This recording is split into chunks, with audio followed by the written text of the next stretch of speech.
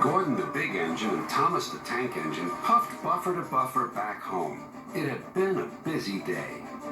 First, Thomas had teased Gordon about the time that the big engine had slid into a ditch. Then Thomas fell down a mine and Gordon came to his rescue.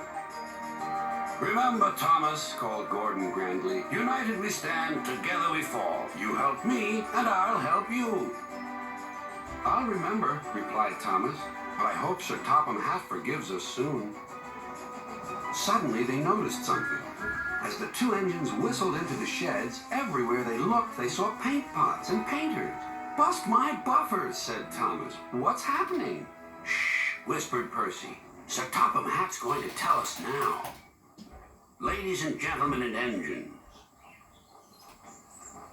I am honored to inform you that Her Majesty the Queen herself is coming here to visit us. Now, on with the preparations."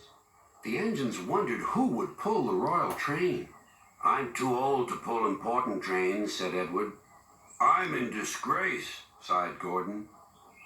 "He'll choose me, of course," boasted James. "You," snorted Henry, "you can't climb hills." "He will ask me to pull the train, and I'll have a new coat of paint."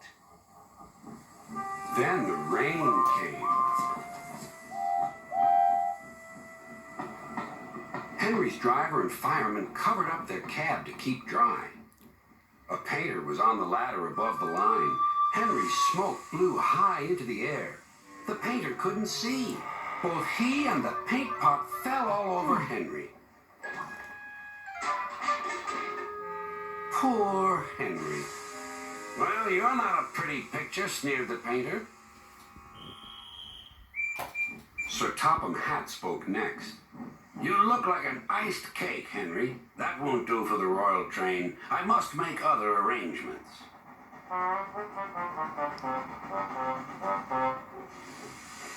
Gordon and Thomas were waiting for him. Please, sir. One at a time," replied Sir Topham Hatt. "Yes, Gordon? May Thomas have his branch line again?" "I think you are both sorry and deserve a treat. Edward will go in front to clear the line. Thomas will look after the coaches, and Gordon will pull the train." The great day came. All the engines worked hard, bringing people to the town.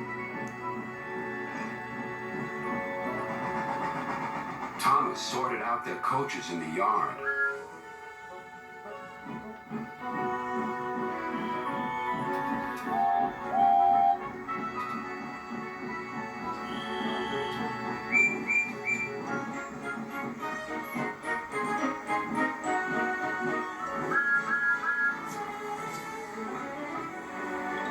Edward steamed in. "Beep! The Queen is here!" Then Gordon whistled as he approached the station. Everyone knew that sound. The Queen's train glided into the station. Gordon was spotless and his brass shone brightly.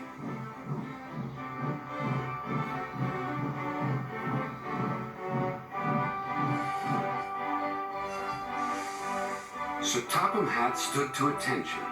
"Welcome, ma'am." The Queen thanked him for a splendid run and asked to see all the engines.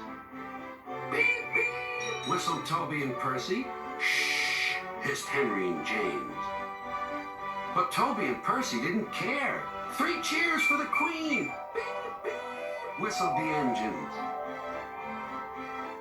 When it was time to leave, the Queen spoke specially to Thomas, who fetched her coaches. Then to Edward.